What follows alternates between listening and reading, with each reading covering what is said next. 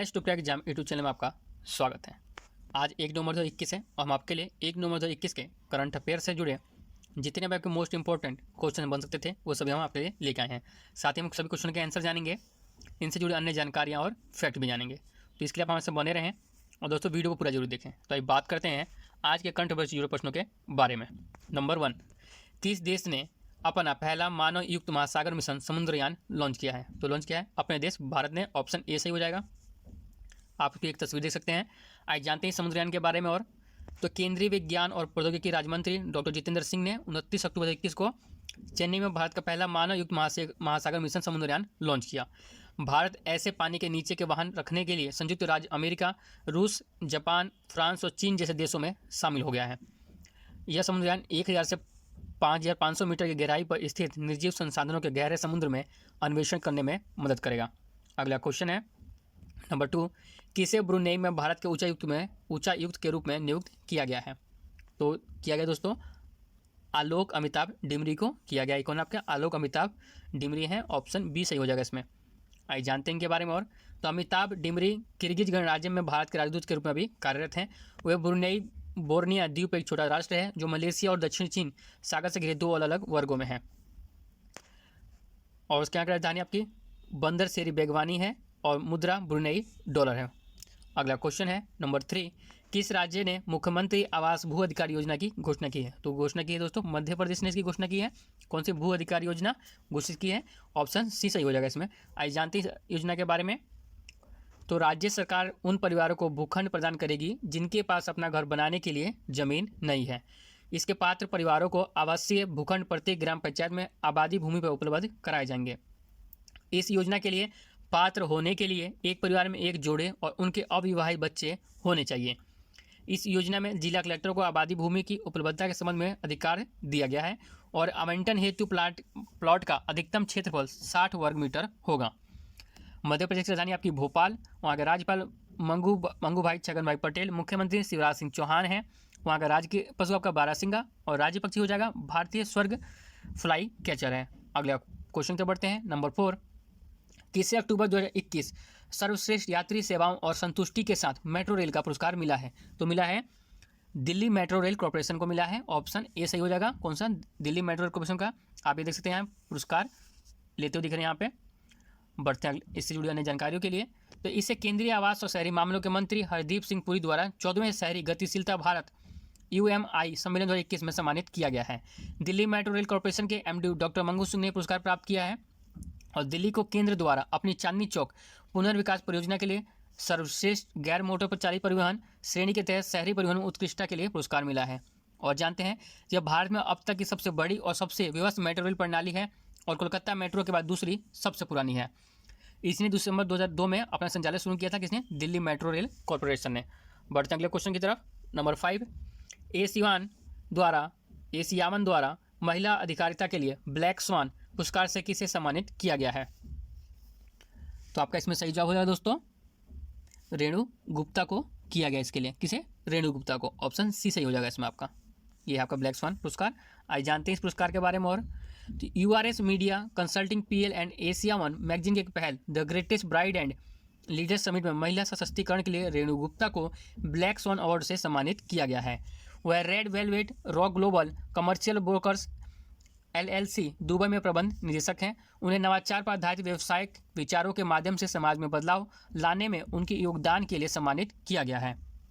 साथ ही शिखर सम्मेलन ने एशिया, अफ्रीका और बाकी दुनिया के लिए सबसे अच्छा क्या है इस पर विचार उत्पन्न करने और बातचीत करने के लिए अद्वितीय मंच के रूप में भी कार्य किया है। अगला क्वेश्चन है नंबर 6, तमिलनाडु सरकार ने किस दिन को तमिलनाडु दिवस के रूप में मनाने की घोषणा की है? तो घोषणा की गई दोस्तों 18 जुलाई को किया गया। ऑप्शन बी सही हो जाएगा। इससे पहले इसको 1 नवंबर को भी किया गया था। 1 नवंबर को मनाया जाएगा मगर अब आधिकारिक तौर पर पूरा हो गया है कि ये 18 जुलाई को ही मनाया जाएगा। कौन सा? तमिलनाडु दिवस मनाया जाएगा।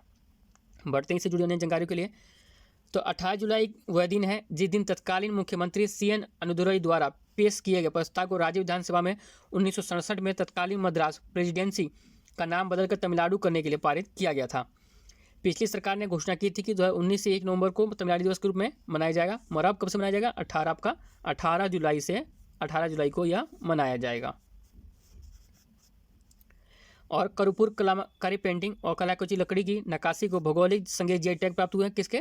इसके तमिलनाडु राज्य के। तमिलनाडु राज्य के आपके राज्यपाल आर.एन. रवि, राजधानी आपकी चेन्नई और मुख्यमंत्री M.K. स्टालिन है। वहाँ के राजकीय पशु की बात करें तो नीलगिरी टहर है और राज्य पक्षी आम पन्ना कबूतर है। अगला क्वेश्चन है नंबर 7, सुनाओ तसुबोई का हाल ही में निधन हो गया, वो किस देश से हैं? तो दोस्तों किस देश से हैं? वो जापान से हैं। ऑप्शन सी सही हो जाएगा। कौन? सुनाओ तसुबोई हैं, जो कि परमाणु हमले में एक अकेले जीवित इंसान बचे थे, जिनका भी हाल ही में निधन हो गया। जानते हो और इनके बारे में? तो परमाणु हथियारों के खिलाफ एक प्रमुख जापानी प्रचारक जो दुनिया के पहले परमाणु बम हमले में बच गए का 96 वर्ष की आयु में वायु में निधन हो गया। वो लगभग 1,40,000 लोग मारे गए थे तब, और तुसबोई ने अपना जीवन परमाणु हथियारों के उन्मूलन के लिए अभियान चलाने के लिए समर्पित कर दिया। उन्होंने अमेरिकी राष्ट्रपति के रूप में हिरोशिमा की ऐतिहासिक यात्रा पर बराक ओबामा से भी मुलाकात की थी। जापान की राजधानी आपकी टोक्यो, वहाँ की मुद्रा जापानी येन है। अगले क्वेश्चन की तरफ बढ़ते हैं। नंबर 8, किस राज्य ने भारत के सबसे बड़े सुगंधित उद्यान का उद्घाटन किया है? तो क्या दोस्तों? उत्तराखंड ने किया है। ऑप्शन ए सही हो जाएगा आपके इसमें। ठीक है, उत्तराखंड ने किया। कौन सा? एरोमेटिक गार्डन का वहाँ उद्घाटन हुआ है। आइए जानते हैं और इसके बारे में। तो उत्तराखंड वन विभाग के अनुसंधान शाखा ने नैनीताल जिले के लाल कुआं में भारत के सबसे बड़े सुगंधित उद्यान का उद्घाटन किया। यह 3 एकड़ से अधिक के क्षेत्र में स्थापित है। इस उद्यान में पूरे भारत से सुगंधित प्रजातियों की 140 विभिन्न प्रजातियां हैं। जून 2018 में अनुसंधान सलाहकार समिति की मंजूरी के बाद वर्ष 2018-19 में परियोजना शुरू की गई थी। इसकी स्थापना कब हुई है उत्तराखंड की? तो 9 नवंबर 2000 में इसकी स्थापना हुई थी। उत्तराखंड राज्य की स्थापना हुई थी। और इसके राज्यपाल आपके लेफ्टिनेंट जनरल गुरमीत सिंह हैं और मुख्यमंत्री पुष्कर सिंह धामी। और इसकी राजधानियों में है तो देहरादून, जो कि शीतकालीन राजधानी है इसकी, और गैरसैंण इसकी ग्रीष्मकालीन राजधानी है। किसकी? उत्तराखंड की। बढ़ते अगले क्वेश्चन की तरफ। नंबर 9, किस शहर में घसियारी कल्याण योजना शुरू हुई है? किसके लिए घसियारी कल्याण योजना शुरू की गई है? तो की गई है दोस्तों देहरादून में की गई है। ऑप्शन ए सही हो जाएगा इसमें आपका। ठीक है, देहरादून में। इससे हुआ क्या कि घास वगैरह काट के लाने वाले महिलाओं को इससे बहुत ही आराम और सुविधा मिलेगी। अब उनके घर पे ही घास पहुंच जाया करेगा। आइए जानते हैं इसके बारे में। तो मुख्यमंत्री घसियारी कल्याण योजना MGKY का उद्देश्य पहाड़ी क्षेत्रों में रहने वाली राज्य के 3 लाख से अधिक ग्रामीण महिलाओं का बोझ खत्म करना है। इस योजना के तहत पैक्ड साइलेज या सुरक्षित हरा चारा उनके दराजों पर उपलब्ध कराया जाएगा। इसे सबसे पहले 4 पहाड़ी जिलों पौड़ी, रुद्रप्रयाग, अल्मोड़ा और चंपावत में किया जाएगा। उसके बाद योजना अन्य जिलों में भी शुरू किया जाएगा। सहकारी समितियों के सहयोग से पशुपालकों को चारा उपलब्ध कराया जाएगा और पशुपालकों को 25 से 30 किलोग्राम के वैक्यूम पैक बैग में पशु चारा सिलेज रियायती कीमतों पर उपलब्ध कराया जाएगा। सिलेज हरे चारे, मक्का और सूखे चारे का उपयोग करके तैयार किया जाता है। बढ़ते हैं अगले क्वेश्चन की तरफ। नंबर 10, किस शहर को सर्वश्रेष्ठ सार्वजनिक परिवहन प्रणाली से सम्मानित किया गया है? तो किया गया दोस्तों सूरत को किया गया। द सिटी ऑफ ब्रिज भी कहा जाता है। किसे? ऑप्शन सी सूरत सही हो जाएगा। आइए जानते हैं इसके बारे में। तो सूरत को सर्वश्रेष्ठ सार्वजनिक परिवहन प्रणाली वाले शहर और कोच्चि के सबसे टिकाऊ परिवहन प्रणाली के लिए सम्मानित किया गया है। और शाहजहानाबाद पुनर्विकास निगम की पुनर्विकास परियोजना के लिए दिल्ली को सर्वश्रेष्ठ गैर मोटर चलित परिवहन प्रणाली से भी सम्मानित किया गया है। और बात करते हैं इसके बारे में। तो केंद्रीय आवास और शहरी मामलों के मंत्री हरदीप सिंह पुरी ने पुरस्कार प्रदान किया इन्हें। और इंदौर को सबसे नवोन्मेषी वित्त पोषण तंत्र वाला शहर से सम्मानित किया गया है। नासिक को परिवहन योजना में सार्वजनिक भागीदारी के लिए सर्वश्रेष्ठ रिकॉर्ड वाला शहर से सम्मानित किया गया है। और जान लेते हैं तो शहरी गतिशीलता भारत UMI सम्मेलन और एक्सपो भारत सरकार के आवास और शहरी मामलों के मंत्रालय के तत्वाधानों में आयोजित एक प्रमुख कार्यक्रम है। और इस कार्यक्रम की शुरुआत कब हुई थी? तो इसे परिवहन नीति 2006 के अंतर्गत इस कार्यक्रम की शुरुआत हुई थी NUTP के तहत। बढ़ते हैं अगले क्वेश्चन की तरफ। नंबर 11, विश्व किक बॉक्सिंग चैंपियनशिप में तैजुल इस्लाम ने जीता स्वर्ण पदक। वो किस देश का प्रतिनिधित्व करती हैं? तो करती हैं अपने देश भारत का। ऑप्शन सी सही हो जाएगा इसमें। ये आपके तैजुल इस्लाम है, जो कि श्रीनगर जम्मू कश्मीर से हैं। आइए जानते हैं और इनके बारे में। तो मिस्र के काहिरा में आयोजित वर्ल्ड किक बॉक्सिंग चैंपियनशिप के अंडर 14 वर्ग में श्रीनगर के तैजुल इस्लाम ने स्वर्ण पदक जीता है। वो जम्मू कश्मीर की ब्रूसली नाम से मशहूर बांदीपुरा की ताजमुल इस्लाम ने वर्ल्ड किक बॉक्सिंग में दूसरा गोल्ड मेडल जीता है। और इस्लाम ने वर्ल्ड किक बॉक्सिंग चैंपियनशिप के फाइनल में अर्जेंटीना के खिलाड़ी को हराकर यह पुरस्कार जीता है। और अन्य पुरस्कार की बात करें तो इस पूरे खेल में इंडिया ने यहाँ कुल 26 पदक अपने नाम किए हैं, जिनमें 11 स्वर्ण, 8 रजत और 7 कांस्य पदक शामिल हैं। अगला क्वेश्चन है नंबर 12, गंगा उत्सव 2021 नदी महोत्सव का आयोजन कब से किया जा रहा है? तो दोस्तों किया जा रहा है गंगा उत्सव 2021 का आयोजन किया जा रहा है आपका 1 नवंबर से किया जा रहा है। ऑप्शन ए सही हो जाएगा इसमें। और कब तक चलेगा? तो 1 नवंबर से 3 नवंबर तक आपका यह कार्यक्रम चलेगा। आइए जान लेते हैं इसके बारे में डिटेल में। तो यह 1 से 3 नवंबर 2021 तक 150 जिलों में गंगा उत्सव 2021 का आयोजन किया जाएगा। इसका उद्देश्य हितधारक से जुड़ाव को बढ़ावा देना और गंगा ज्ञान केंद्र के तत्वाधानों में सार्वजनिक भागीदारी सुनिश्चित करना है। यह स्वच्छ गंगा के राष्ट्रीय मिशन NMCG वर्ष गंगा नदी को राष्ट्रीय नदी के रूप में घोषित करने की वर्षगांठ 4 नवंबर को चिन्हित करने के लिए गंगा उत्सव मनाया जाता है। यह उत्सव गंगा के संरक्षण में जन भागीदारी के महत्व पर जोर देगा और इसमें गंगा नदी के कायाकल्प के लिए हितधारकों के जुड़ाव और जन भागीदारी को प्रोत्साहित करने पर ध्यान केंद्रित किया जाएगा। बढ़ते अगले क्वेश्चन की तरफ। नंबर 13, WHO के महानिदेशक टेड्रोस एडनॉम का कार्यकाल कितने साल के लिए बढ़ा? तो बढ़ गया दोस्तों 5 साल के लिए बढ़ गया। ऑप्शन बी सही हो जाएगा इसमें आपका। कितना? ऑप्शन बी सही हो जाएगा, 5 साल बढ़ गया है। ये डॉक्टर टेड्रोस एडनॉम है जिनका कार्यकाल 5 साल के लिए बढ़ गया है। आज जानते हैं और इसके बारे में।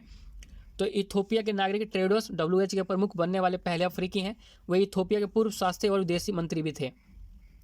वर्ष 2017 में WHO नेतृत्व के लिए चुने गए टेड्रोस एडनॉम घेब्रेयेसस का 5 साल का जनादेश आगामी 5 अगस्त माह में समाप्त होने वाला है और उन्हें फिर से अगले 5 साल के लिए नियुक्त किया गया है। इसमें 17 यूरोपीय संघ के सदस्यों ने टेड्रोस एडनॉम घेब्रेयेसस के दूसरे कार्यकाल के लिए ऑस्ट्रिया, फ्रांस, जर्मनी, नीदरलैंड, पुर्तगाल, स्पेन और स्वीडन जैसे सहित ने अपना समर्थन दिया है।